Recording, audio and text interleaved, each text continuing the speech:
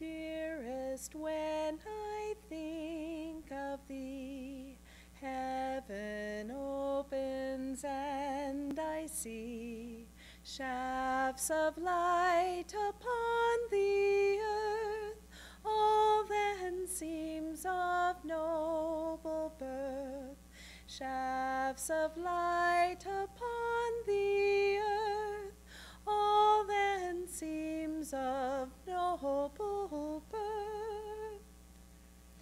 Kindness then appears divine, human error then benign. Goodness rules the universe, men a higher love rehearse.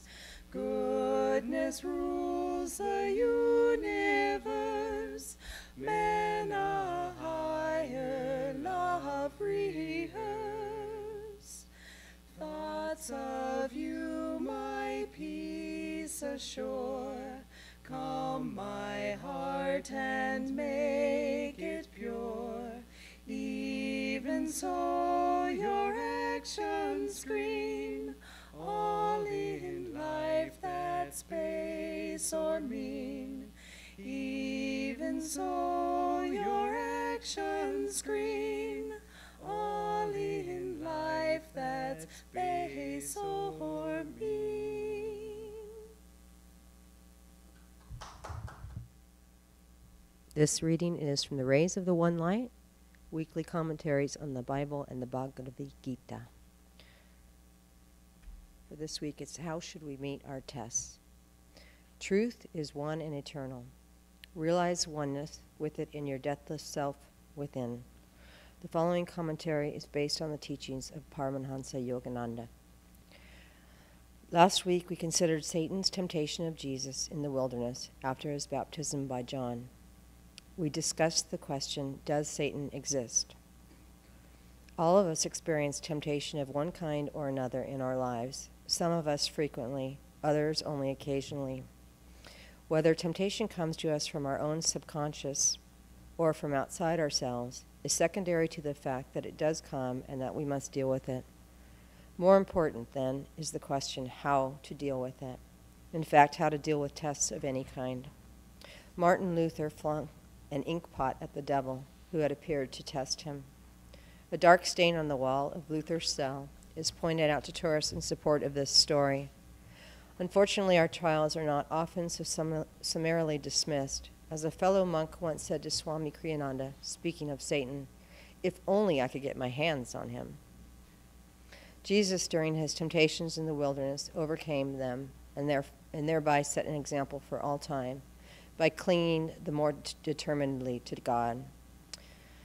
As Paramahansa Yogananda used to say, darkness cannot be driven out of a room with a stick. Once you turn on the light, however, the darkness will vanish as though it had never been.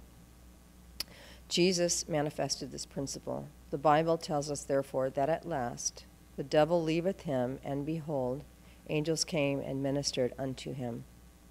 In the Bhagavad Gita, the point is clarified further by the added explanation that there are three qualities in human nature: sattvic, or spiritually elevating, rajasic, or ego-activating, and tamasic, or spiritually darkening.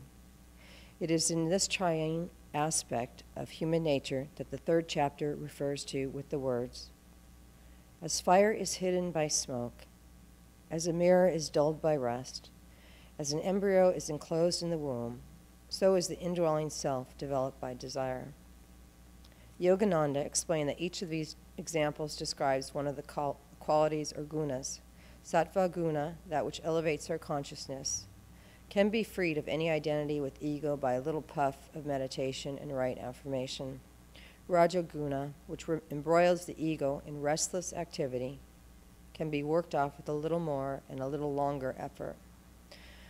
Tamoguna, embracing as it does such mental states as laziness and stupidity, can only be outgrown in time, since it inhibits even the desire for self-improvement. The example Jesus gave us was intended more for those in whom sattva guna is predominant. But if you find yourself But if you yourself find elements in your consciousness that resist even the effort to cling to God in prayer and meditation, don't despair. Patience, as has been well said, is the fastest path to God. As long as your efforts take you steadfastly in the right direction, you will come out right in time. Remember Yogananda's words, "A saint is a sinner who never gave up." If, however, your nature impels you, even against your will, to move in the wrong direction, toward egoic desires and away from God, strive at least to detach yourself mentally from your wrong actions, which are induced by habit. The time will come when their own stored-up energy will tire and diminish. At that time, if you have not contributed to that energy by your consenting will, you will find it possible at last to redirect your energies more constructively. Thus, the Holy Scripture, God has spoken to mankind. Om, Om, Om.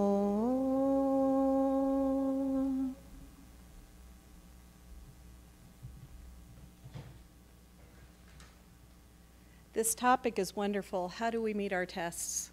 I'm going to begin by reading an expanded version of what Swamiji wrote in the Rays of the One Light right there. Not the whole thing, but he refers to Jesus' temptation in the wilderness, and I thought I would just read from the Bible that part. Then was Jesus led up of the Spirit into the wilderness to be tempted of the devil. And when he had fasted 40 days and 40 nights, he was afterward and hungered. And when the tempter came to him, he said, If thou be the Son of God, command that these stones be made bread. But he answered and said, It is written, Man shall not live by bread alone, but by every word that proceedeth out of the mouth of God. Then the devil taketh him up into the holy city, and setteth him on the pinnacle of the temple, and said unto him, If thou be the Son of God, cast thyself down. For it is written, He shall give his angels charge concerning thee, and in their hands they shall bear thee up, lest at any time thou dash thy foot against a stone. Jesus said unto him, It is written again, Thou shalt not tempt the Lord thy God. Again the devil taketh him up into an exceedingly high mountain, and showeth him all the kingdoms of the world and the glory of them, and said unto him, All these things will I give thee, if thou wilt fall down and worship me. Then saith Jesus unto him, Get thee hence, Satan, for it is written, Thou shalt worship the Lord thy God, and him only shalt thou serve. Thou shalt worship the Lord thy God, and him only shalt thou serve. Then the devil leaveth him, and behold, angels came and ministered unto him. Now, a long time ago, I don't think I would have really welcomed hearing the Bible being quoted. But ever since Yogananda gave his interpretations, I'm like, wow, is that really what that meant? And, even the language can be a little old saith and thoueth and this and that, but there is deep meaning, there is deep vibration, there is deep revelation in the Bible. And I only knew this after I came to Ananda. Before that, everything was kind of, what does this mean? So I was reading this before deciding, what my sermon talk was going to be. And I love the way that Yogananda said what the meaning of the Word of God is and the mouth of God. And if you notice in the first temptation of Christ, Satan says, hey, you've been fasting, go ahead, why don't you turn these stones into bread? Come on, you're hungry, you have all this power, don't you? Go ahead, turn the bread or the stone into bread. And Christ is saying, no, I'm living by everything that comes from the mouth of God. Well, what the heck does that mean? I mean, in the old days that would mean, well, okay, God came down and said, you don't need to eat, and everything's fine. But in reality, what Yogananda said, the mouth of God is is our medulla oblongata, physically, and that the Word of God is the cosmic vibration, the Ohm, that enters into the body and nourishes the body and animates the body and makes us be alive. And that brings a whole thing into meaning. It means Christ is saying, no, I'm going to live off of the cosmic vibration of God, which I've been doing for the past 40 days and 40 nights by fasting. So, wow, this possibility of being able to manifest this energy and vibration into our bodies and live. Most of you have probably read the autobiography of a yogi, maybe not, but if so, there's a section on Therese Neumann.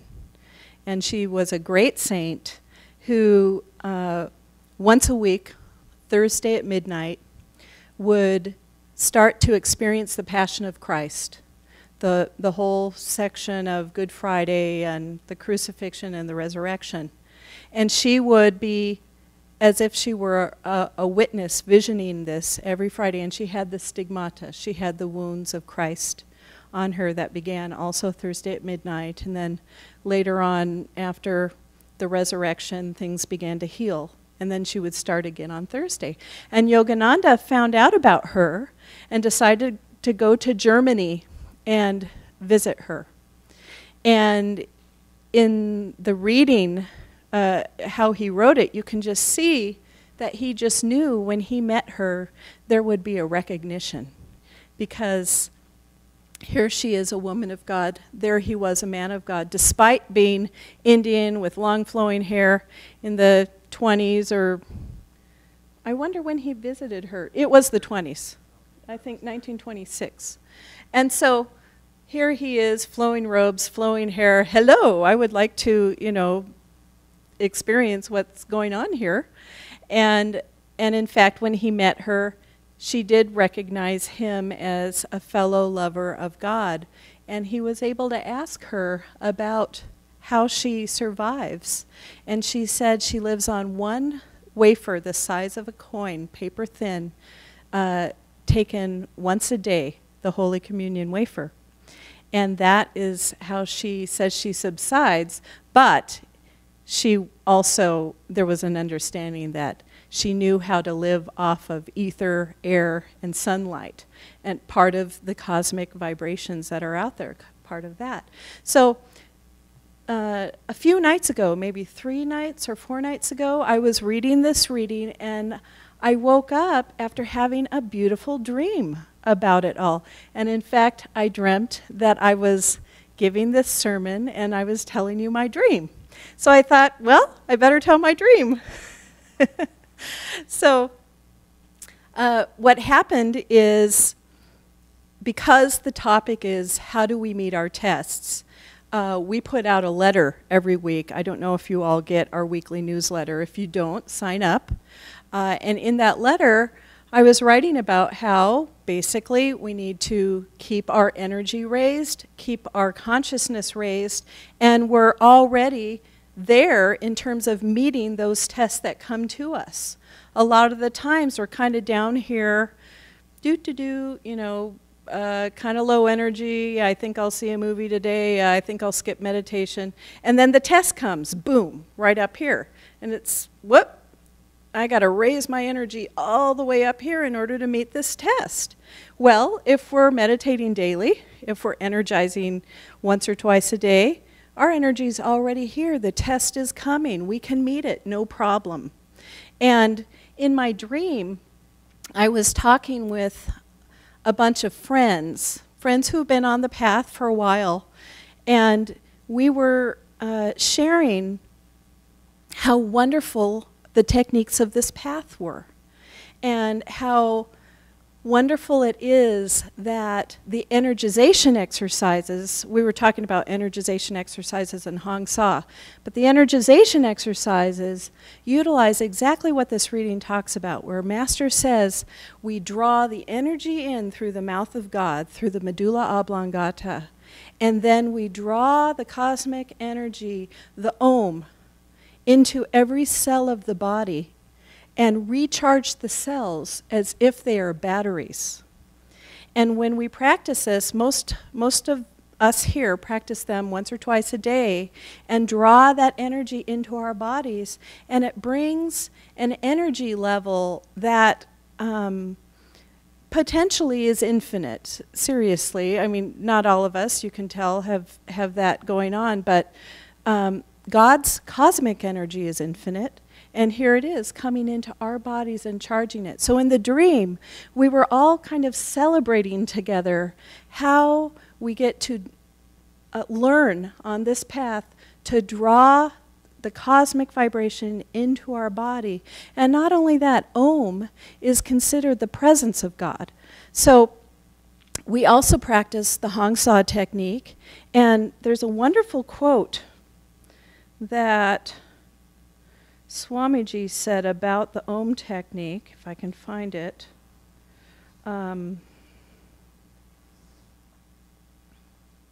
He said about Hong Sa, the twofold mantra of Hong and Sa combine ultimately in the single vibration of Ohm. And so Hong Sa is also about Ohm. The Hong Sa becomes the Ohm. Now, I know some of this sounds a little abstract. I'm going to get to some more practical stuff. We also have the technique for those who choose to go a little further and want to get Kriya Yoga called the Ohm Technique. And in the Ohm Technique, again, we are using a method to hear the sound of Ohm in our bodies. Now, the sound of Ohm, and we, again, are manifesting it through energization, we're manifesting it through Hong Sa, we manifest it through the Ohm Technique. The sound of Ohm is the presence of God. It's the formless God, but it is the presence of God. So we have that ability now to tune in to the presence of God through the power of Ohm. That's very powerful. Now, techniques are techniques. The other aspect that I didn't mention is we have to bring the deep love we feel for God into that technique. Otherwise, it's not going to work very well. It's just going to be a technique.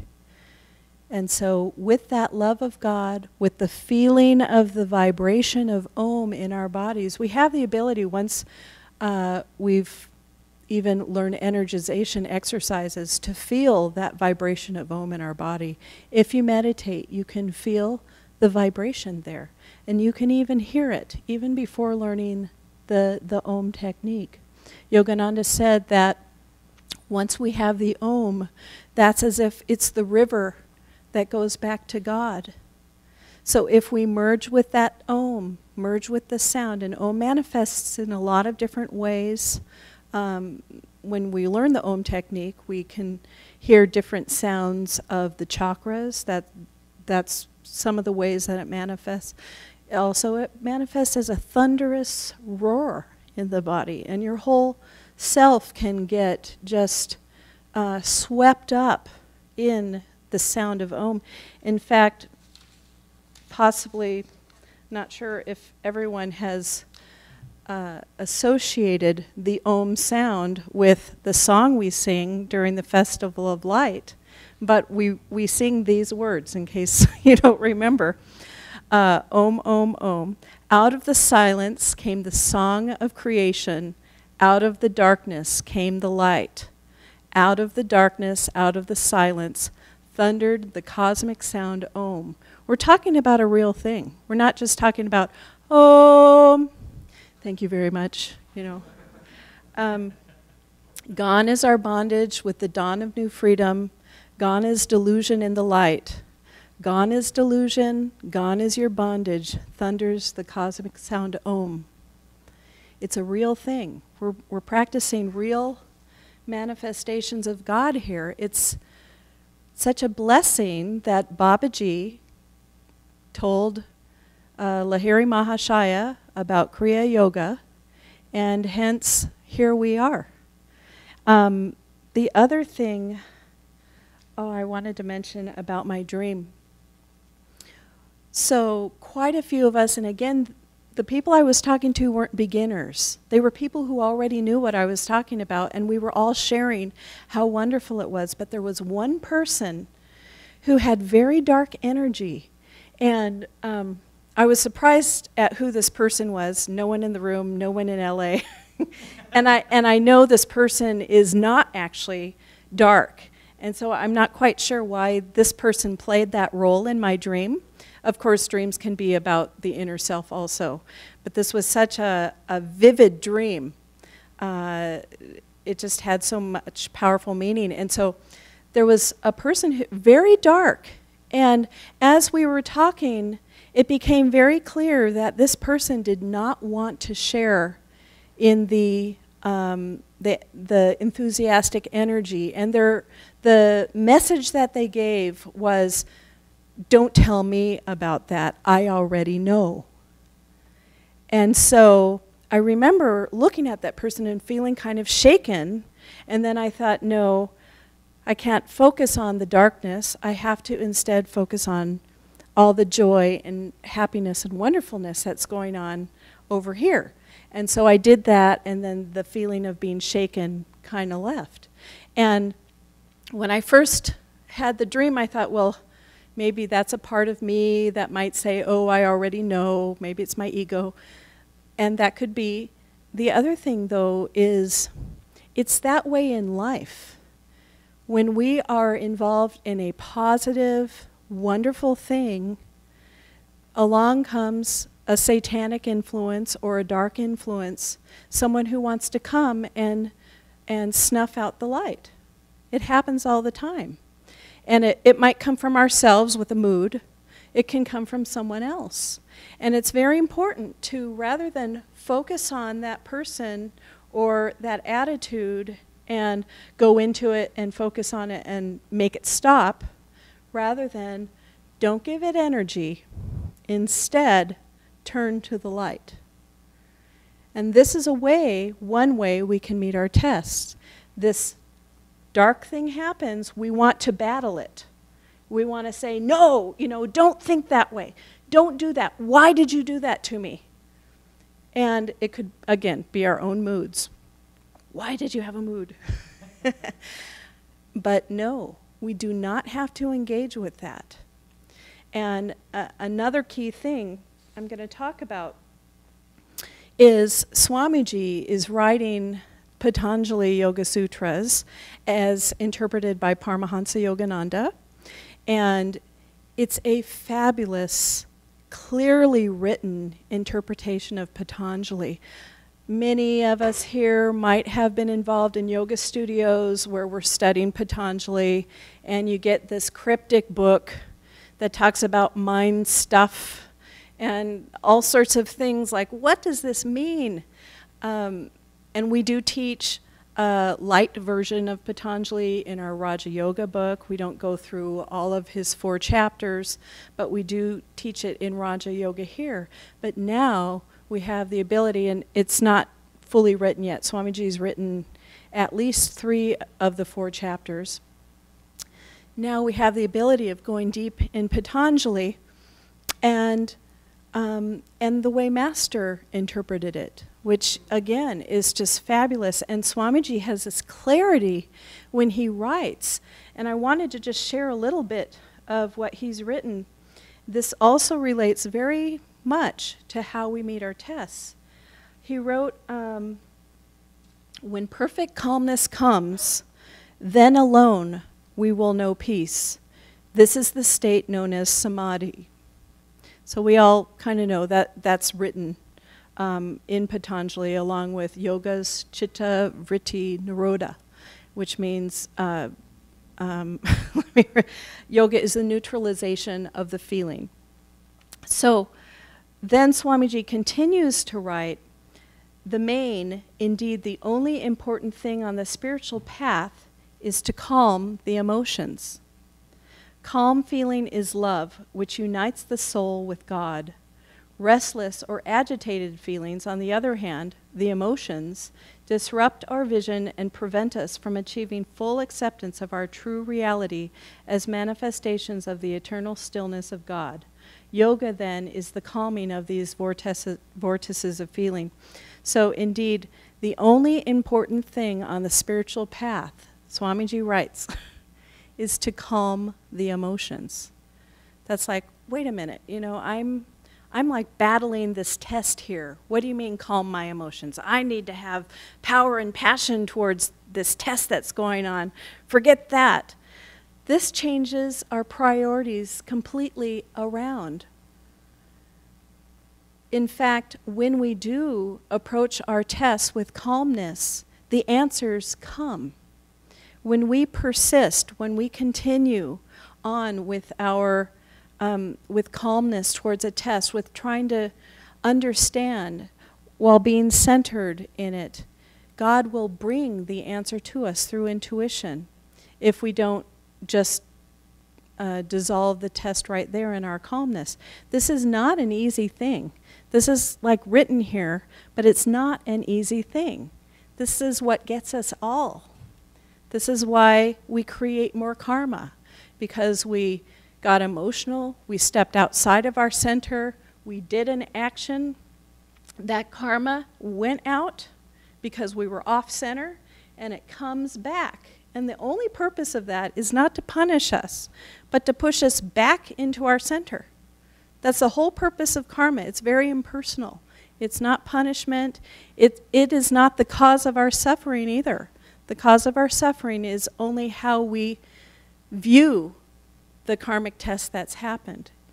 Now, if we view every test that comes to us not as how do I deal with my test, but instead how do I become calm, and how do I become centered during this test, everything changes. Need a drink of water.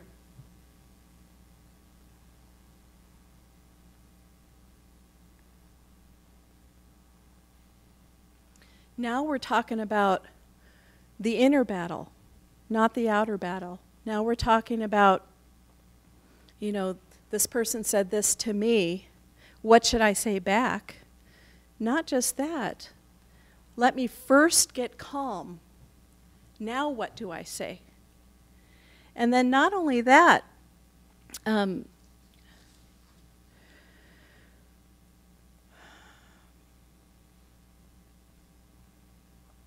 let's see, I've got to remember what I was going to say. Once we entered this new chapter of our life, having these spiritual techniques, then the victory comes with that calmness, and with the calmness comes the bliss also that comes along with that. So we really want to come from that center when we are going with this. And one of the ways is by practicing our techniques daily. The only reason why when a test comes to us and we decide to go out of our center and solve it through external things, like someone hurt my feelings, oh, now I have to go and like have ice cream, or now I have to go and like yell at somebody, it's only habit. It's only because that has been our spiritual practice. Our responses and our reactivity come from what our practices are. So if we are practicing reaching outside of ourselves whenever something bad happens to us, or we perceive it as bad happening to us, and our automatic response is to reach outside, that's what we're going to continue to do. It's not going to change. And that's why we say, oh my God, I was going through such a hard time and I didn't meditate at all. Why? Why didn't I meditate? It's because we haven't practiced long enough. When a test comes, we meditate. And how do we do that? How do we do it the next time that test comes? We practice when it's easy. So, little tests come to us every day. Oh, well, I meditated today, no big deal. You know, then the bigger tests come. Oh, well, I meditated for the past month, no big deal.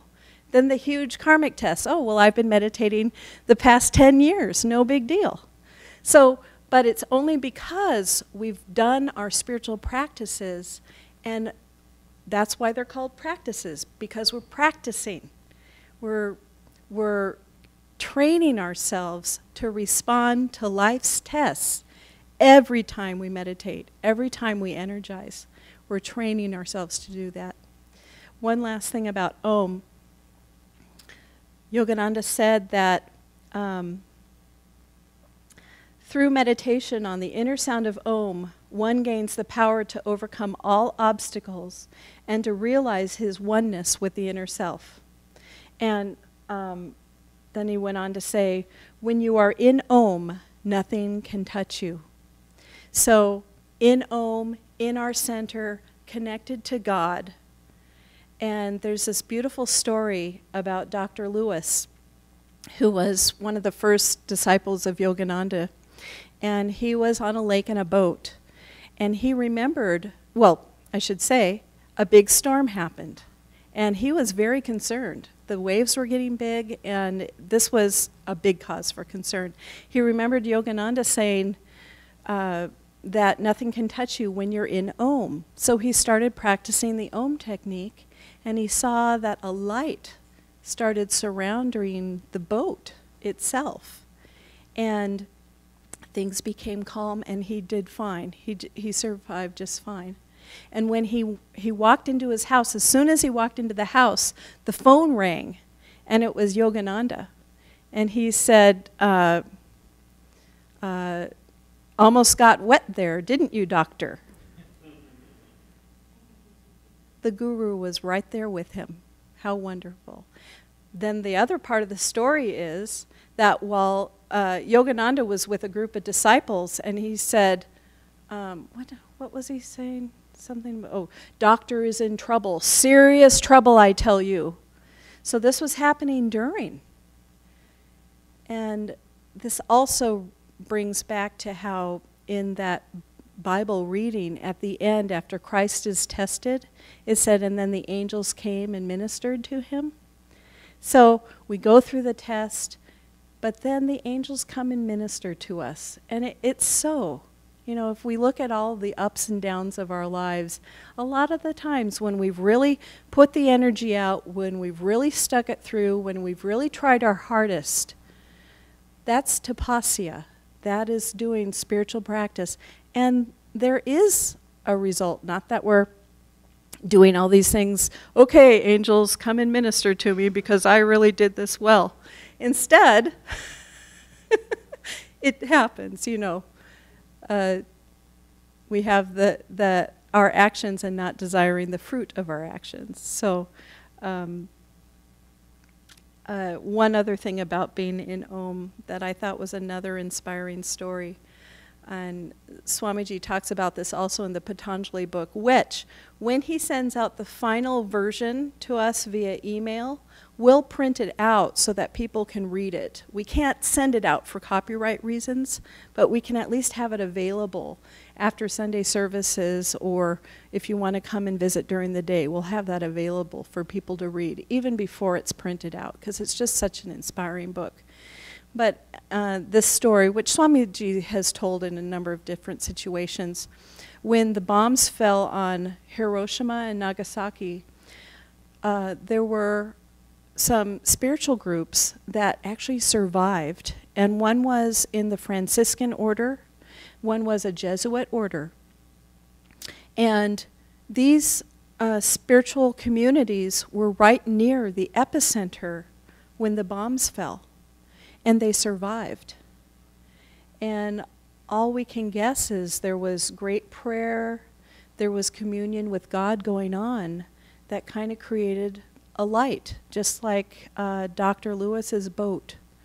And Swamiji has often said, watch out, LA people, you know, who knows what's going to happen in 2012. Where do you think a nuclear bomb might go off?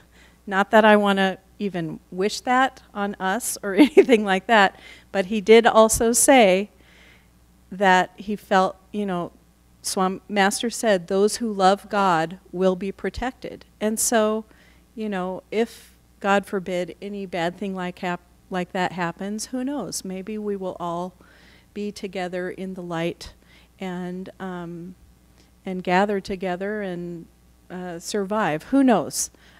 He also said it wasn't guaranteed that the physical body survived. So I don't know exactly what all that was going on.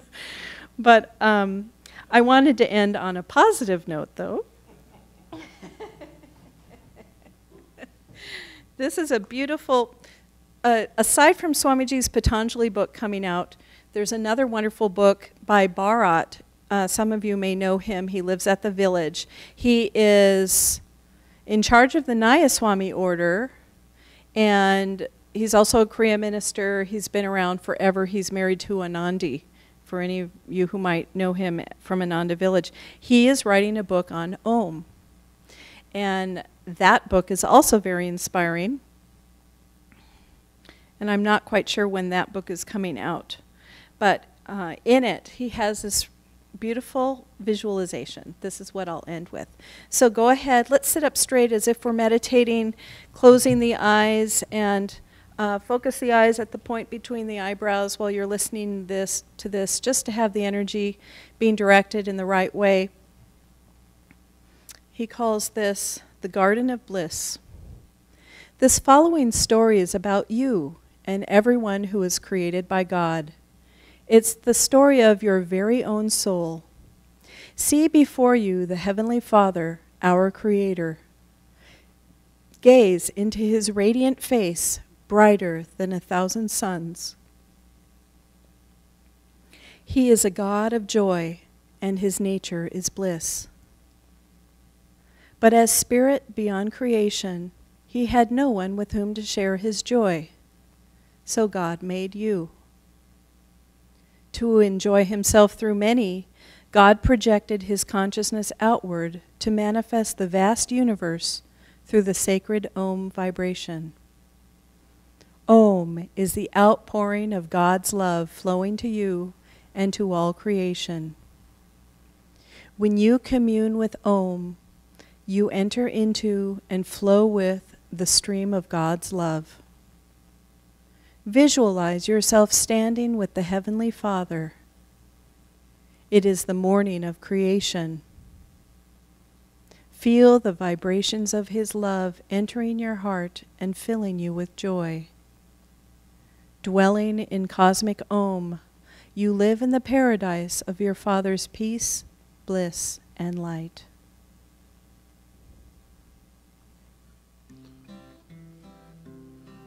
Brother, I've a faint suspicion you and I've been led astray, taught to drive the devil from us. We've invited him to stay.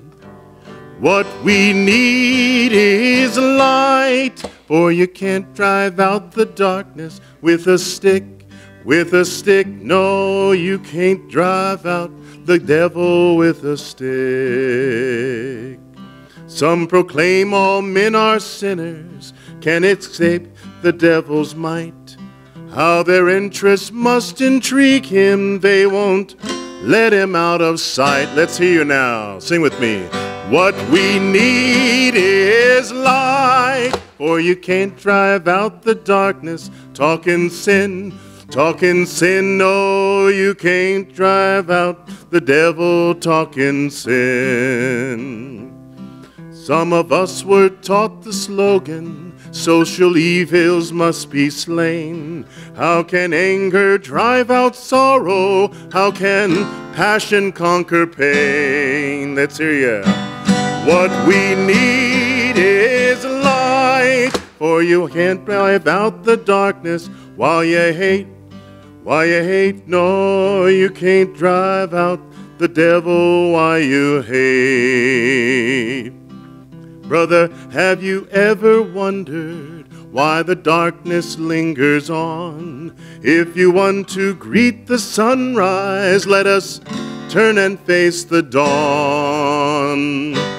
What we need is light, for you'll only best the darkness when you love. When we love, yes, we'll only best the devil when we love.